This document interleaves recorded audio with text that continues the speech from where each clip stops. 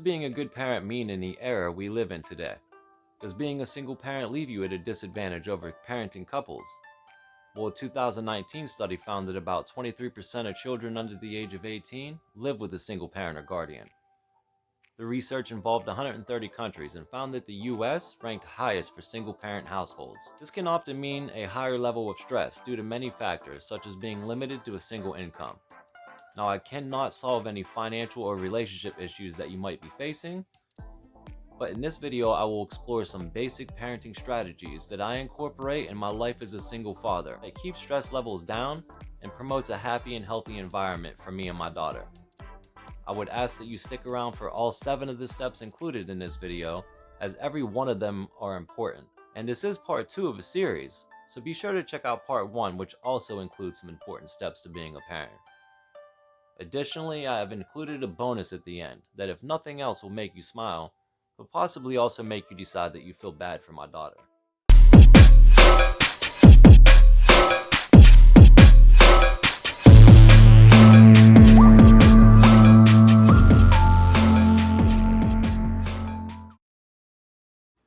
Step 9. Expectations.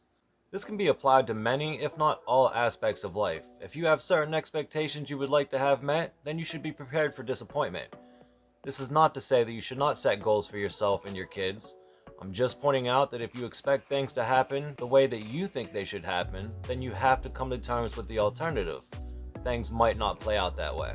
To be more clear about this, I like to give myself and my kid wiggle room.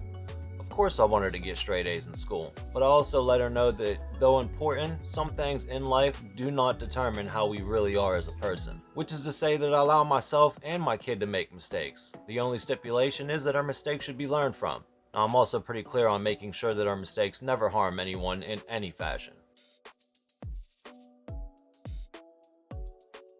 Step 10. Rewards and consequences. Now, this one can be tough for some parents and easy for others, but I believe that most parents will agree with me that both are equally important to implement in raising our children. The trick is how and to what degree. Well, there's no easy answer here, but there are a few things to consider on both sides of the fence. It's never okay to hit your kids, but it's almost as bad to coddle them, maybe worse. Be smart and think of ways to achieve a decent punishment that doesn't involve emotional scarring. Here's a freebie for you. If they have a cell phone, you can impose restrictions that will definitely make them think twice about their actions in the future. Be careful though, because punishments can be over the top when decided upon in the heat of the moment, and you don't want to have to go back and amend the restriction later, as this will make it seem like you're giving in, or that you realize the original restriction was too harsh and given in anger. Now, I personally do not advocate taking things away completely, but I usually drastically reduce the time in which she can have full access to her phone, with the availability to earn more time over the course of the restriction. This achieves 2 things. First, it teaches accountability in a much more profound way that drives home the point of the reason for the restriction. Secondly, it reduces the amount of resentment that can and usually does occur when you impose any type of restriction on anyone. Rewarding should be a lot easier, but should be considered just as carefully. The important thing to remember is that kids need to hear when they are doing a good job, and rewards should be worked for or obtained through exceptional action, not just because you love your kid and they did one chore once. Younger kids can earn rewards by doing menial tasks that are recorded on a chart that helps them learn to appreciate the value of working towards a goal. But older kids should be rewarded when they do extra well or go above and beyond expectations. You do not want to make your kids think that life will reward them easily and often. As I'm sure you're aware, this is rarely the case in the real world.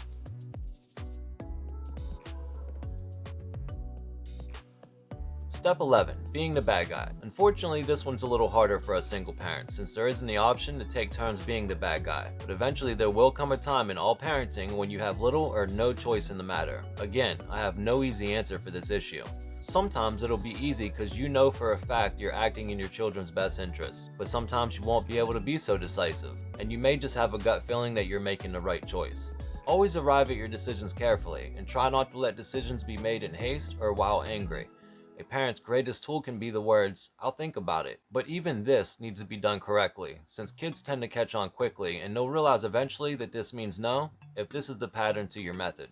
As a parent, you technically do not have to explain yourself to your child, but I think in most cases you should be able to sit your kid down and talk with them about why you made the decision that you made.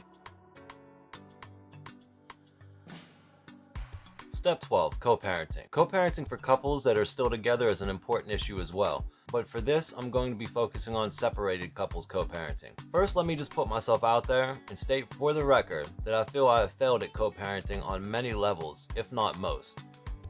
I can say that I have tried, but I can also say that I've definitely been on both sides of the issue. Meaning that I've tried very hard and gave it everything I had to make co-parenting with my ex work. But I've also definitely been the bad guy a few times and made my fair share of mistakes along the way. I have no right to point the finger at the many other couples that have separated and couldn't manage to put their emotions aside in order to put parenting first for their kids' sake. I would like to give a shout out to the parents that have done just that. You guys are heroes and you have all of my respect. I wish our society was different and this was more important to people than it is, but that's not the case. So I will say that if you have the ability to do anything at all to fix the situation in your own life and to show your kids that both of their parents love them, then please do it. Even if it takes undeserved sacrifice on your part, still do it. We have to change this problem in our society, and the change has to start somewhere. I am fully aware that for many this is not possible, and it won't be possible. Try anyway. Short of putting yourself, and certainly short of putting your children in any type of danger, do everything in your power to think of a solution. This will undoubtedly benefit you in no other way than seeing the joy in your kids' eyes, knowing that even though their parents are not together anymore, they still have a fully functioning family to lean on. Fake it. I don't even care. It's time we start putting our kids first and stop this dysfunctional bullshit that most of us grew up with. I will finish this step by saying that if all you can do is not talk bad about the other parent, then do that. You're not winning any battles by dragging your ex through the mud with your kids. I know there are shitty people out there with kids, but don't be that person. If you don't have anything nice to say at all about someone, by all means, don't say anything.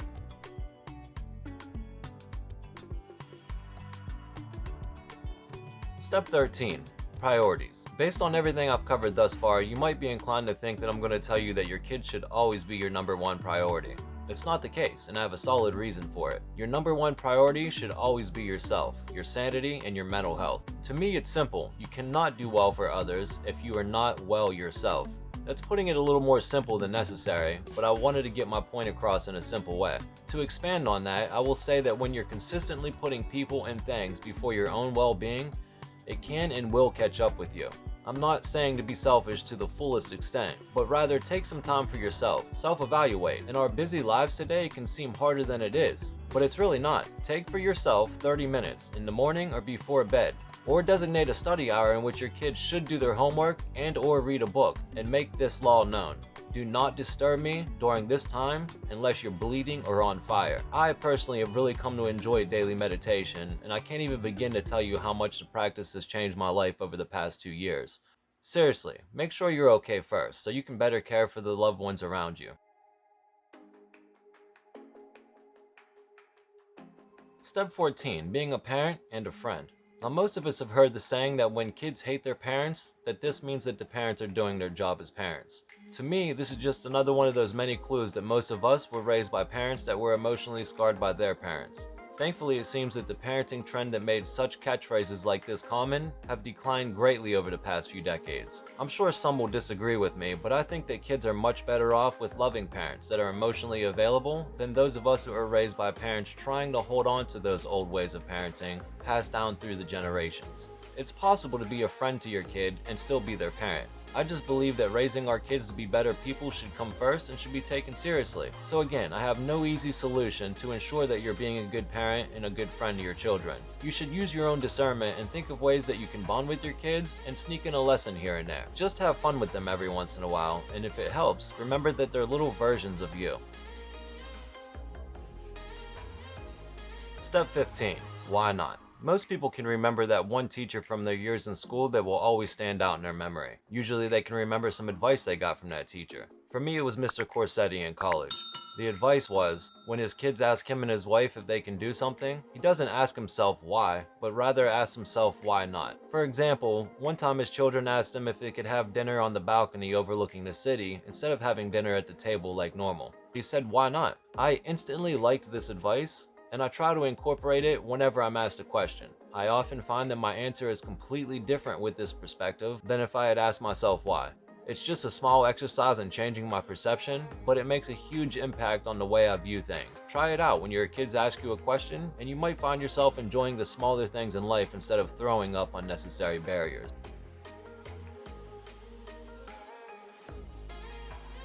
As promised, a bonus item. The bonus item for today is dad jokes. Dad jokes are a dad's secret power. They're ever funny, they're gut busting, and they're hilarious. Don't let anybody tell you different. Now you might be saying right now that why does the bonus item only pertain to dads? And my reply is simple. Stop being sexist and refer back to step number 7. Some of the funniest dad jokes I've ever heard in my life were told by moms. Moms have been nice enough to let us have this one, and we should fully respect the mom that has a great dad joke to share on any occasion. Besides, the real purpose of a dad joke is to embarrass our kids in front of their friends and watch our kids roll their eyes at the same lame dad joke that they've heard 100 times or more. What's that you say? You want me to share one of my handy dandy dad jokes for your listening pleasure? Well, I'll be glad to hook you up like a tow truck. You might want to sit down though. I certainly wouldn't want you to get hurt when you fall over with the uncontrollable fits of laughter you're about to be accosted by.